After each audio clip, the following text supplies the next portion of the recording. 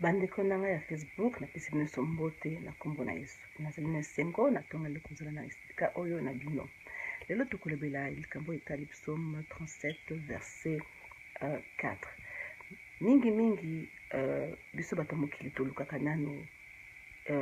makambo ya mokili tolukaka mosala tolukaka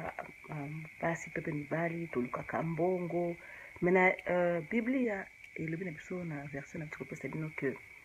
loka liboso bokonzi ya likolo mpe nyonso ekopesamela yo bandeko ntango olamuki na ntongo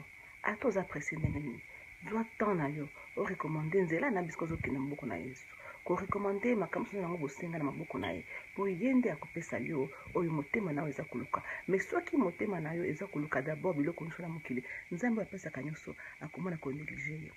epuis ntango ozolamuka na ntongo ntango olamuki nani yango alamusi yo moninga nani yango alamusi yo ndeko na ngai ezali ye nzambe alors luka ye parce que ya solo toza na nzela awa na se ya mokili oyo eza nzela molai te ezali mokusi ata soki ozokasaka ezali 80 90 ans to nayebi te 120 ans mais après ça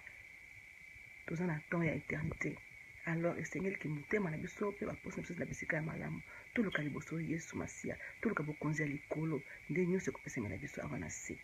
alors totia priorité na biso mpenza na kati na liloba na nzambe mpe ntango toza kolekisa yango na kati na ye motema na biso mpe makanisi na biso ezala vraiment na kati na yesu mpo ntango mosusu tokozalaka tozosambela me makanisi na yo eza esika mosusu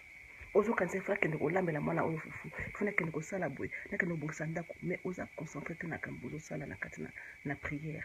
alors eza important nzambe abatela bino mpe tokutani lisusu lobi popambwama